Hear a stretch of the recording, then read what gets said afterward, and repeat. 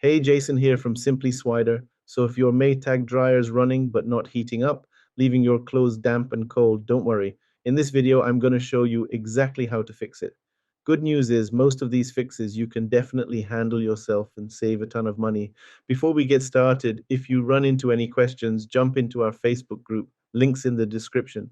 We've got thousands of people helping each other fix their appliances, and I pop in there daily to help out. All right, so here's the deal.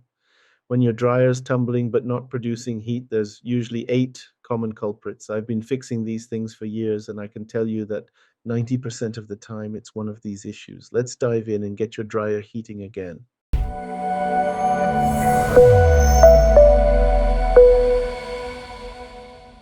So the most overlooked cause of heating issues, believe it or not, it's power supply problems. Your dryer needs 240 volts to heat properly. That's two legs delivering 120 volts each.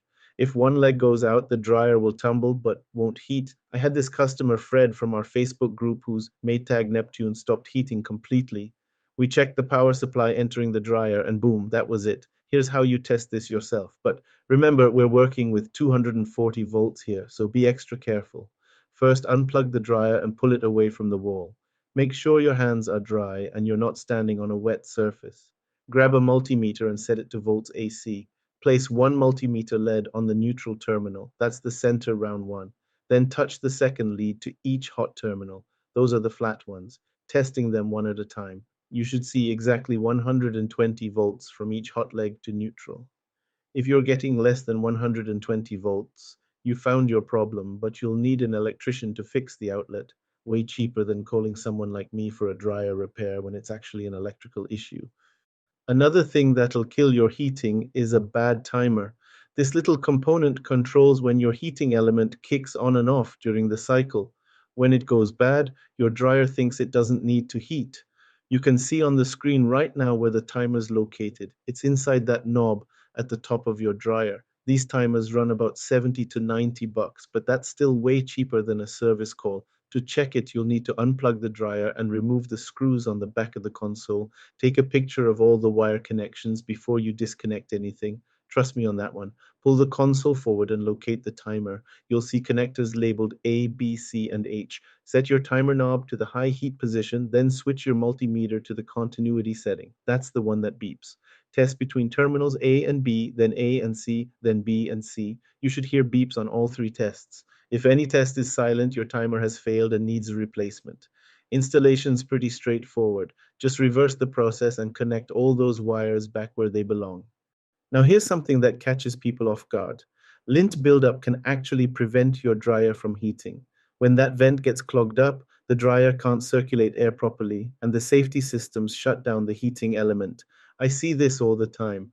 The lint screen's easy enough, just pull it out and clean it thoroughly. But the real problem is usually in that vent hose behind the dryer. You're going to want to grab a dryer vent cleaning kit. These cost about $15 and include a long, flexible brush and extension rods. This whole cleaning job takes about 30 minutes. Start by unplugging the dryer, then disconnect that 4-inch vent hose from the back of the dryer. Use the long, flexible brush to clean out all the lint. You'd be amazed how much stuff comes out of there. Don't forget to check the outside vent too. After you clean everything out, run the dryer on no heat for a few minutes to clear any remaining lint. This fix costs you maybe 10 to 30 bucks for the cleaning kit, and it'll prevent future problems too. Here's where it gets interesting. If your dryer's been running with a clogged vent, you might have blown the thermal fuse. This is a safety component that trips when the dryer overheats, and once it blows, it's done. No heating until you replace it. The good news, these things only cost about 5 to 15 bucks. You can find the thermal fuse on the blower housing. That's on the left side at the back of your dryer. Testing simple, disconnect the wires and check for continuity with your multimeter. No reading means it's blown. Here's what I've learned over the years. When you replace a thermal fuse, always clean out your entire vent system first. Otherwise, you'll just blow the new fuse and be right back where you started. Remove the mounting screws, pop in the new fuse, reconnect the wires, and you're good to go. Moving on to another safety component, the high limit thermostat. This guy's job is to shut off the heating element if things get too hot. When it fails, your dryer won't heat at all. You'll find this component on the heating chamber, which is on the right side at the back of the dryer. Same deal as the thermal fuse. Test it with a multimeter for continuity. These run about 5 to 15 bucks, so it's another cheap fix. The tricky part is getting to it. You might need to remove some panels, depending on your model. But once you're there, it's just two screws and a couple wire connections. Always remember, when these safety components fail, there's usually a reason. Make sure your vents are clean before you button everything back up. The cycling thermostat is what controls the temperature during the drying cycle. Unlike the high limit thermostat that's just for safety, this one actually regulates the heat. When it goes bad, you might get no heat at all or heat that cycles on and off incorrectly. You'll typically find this mounted near the heating element or on the blower housing. Testing's the same routine. Check for continuity with your multimeter. These are another $5 to $15 part, so we're still in cheap fix territory. What I like about cycling thermostats is they usually give you some warning before they completely fail. You might notice your clothes taking longer to dry or coming out either too hot or not quite dry enough. For gas dryers, a faulty igniter will stop the heating process completely. The igniter glows to light the gas. No glow, no heat. You can actually see this through the front panel on most models. If it's not glowing bright orange, it needs replacement. These run about 15 to 30 bucks. For electric dryers, it's usually the heating element itself.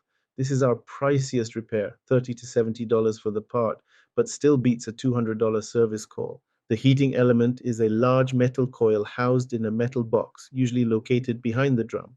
To test it, disconnect the wires and check for continuity across the terminals. A good element will show some resistance, typically 10 to 50 ohms. No reading at all means the coil has broken and needs replacement. Both of these repairs are definitely doable for most folks. Just take your time and follow the wiring diagrams. You can see the most affected models on the screen right now. From what I've seen in the field, the Maytag Centennial series, Neptune series, and Maxima series tend to have these heating issues more frequently. The Bravos models also show up in my shop pretty regularly with similar problems. Now, here's something most people don't know. A lot of these Maytag models share the same components, so if you're comfortable fixing one, you can usually handle the others. The part locations might vary slightly, but the troubleshooting steps are basically identical across these model lines. If you guys know someone who's having appliance troubles, please send them the link to this video or a link to my channel where I have tons of other videos showing how to fix pretty common issues with appliances, sometimes for free or as little cost as possible. It sure beats having a repairman come out and spending several hundred for them to fix it when it could be something so simple. Before we wrap up, here's your quick troubleshooting checklist. First, check your power supply with a multimeter. Clean your vents and lint screen thoroughly. Test your thermal fuse and thermostats for continuity. Finally, check your heating element or igniter. Work through these in order, and you'll find your problem 90% of the time. If this helped you get your Maytag dryer heating again, hit that like button and drop a comment below. Let me know which fix worked for you. Really helps other people with the same problem. And if you haven't already, please subscribe to the channel. We'll get this out to more folks who need to save some time and money. Thanks for watching, and I hope you guys have a great day.